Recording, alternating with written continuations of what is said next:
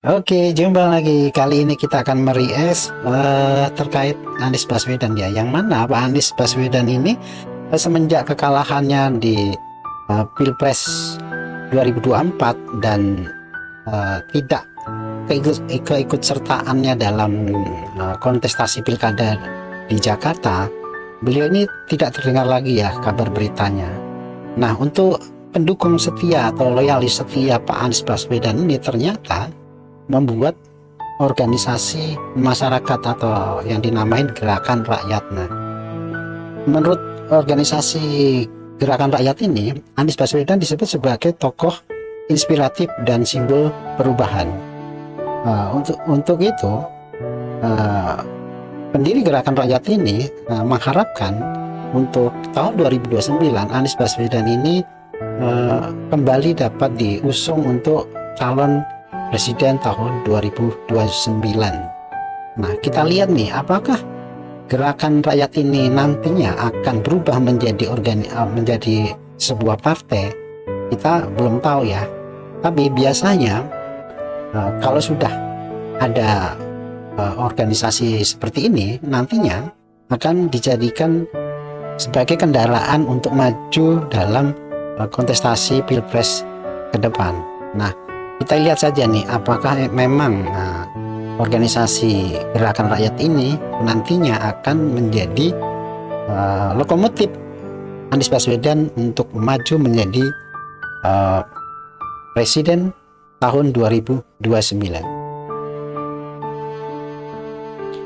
Nah, ini kemunculan Anies Baswedan di Universitas Gadjah Mada. Jadi beliau ini ternyata mengisi kuliah umum Ramadan itu di Masjid UGM. Cuma masalahnya di sini ya, beliau itu menjadikan masjid untuk ceramah yang berbau politik.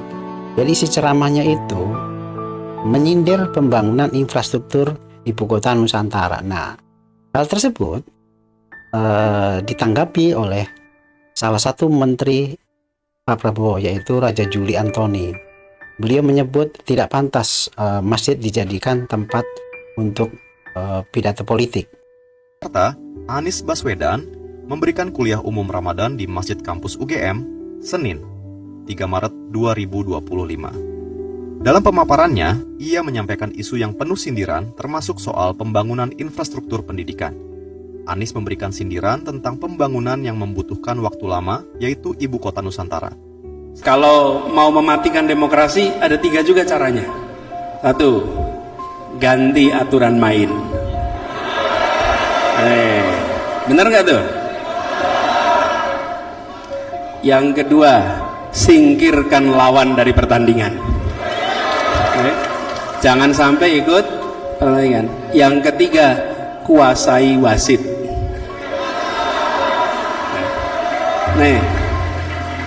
Jadi kalau mematikan demokrasi 3 itu, diingat-ingat ya. Diingat-ingat bukan untuk dipraktekkan. Ini diingat-ingat untuk melihat tanda-tanda. 1, aturan main diubah. Yang kedua, singkirkan lawan supaya jangan ikut pertandingan. Di Jakarta udah pernah terjadi itu. Terus yang ketiga, wasit dikuasai. Udah, kalau udah begitu selesai. Pertandingan menjadi teater. Anies Baswedan ini nggak jelas ya. Di sini beliau itu berpidato terkait 3 cara mematikan demokrasi menurut Anies Baswedan ya. Ya, seperti kita lihat, beliau itu kan bicara masalah aturan. Lah sekarang, coba kalian lihat. Masjid digunakan untuk pidato politik saat bulan Ramadan. Apakah ini aturan yang benar? Ya enggak? Kadang kita bingung ya. Orang bicara aturan tapi dia sendiri juga melanggar aturan itu gitu. Aneh gitu loh.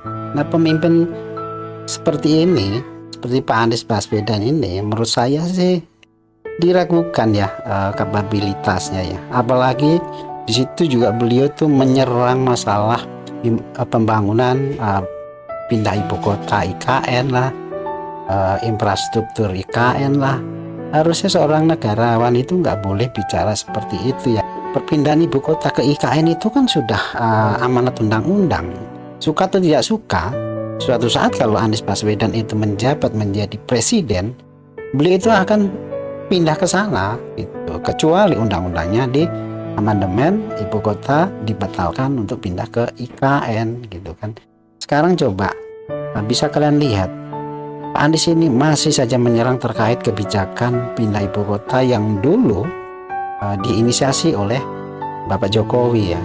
Ini gimana ini? Nanti bisa jadi bumerang bagi dia sendiri ya. Karena kalau 2029 dia mencalonkan menjadi calon presiden dan menang, secara otomatis beliau harus berkantor di KN gitu kan.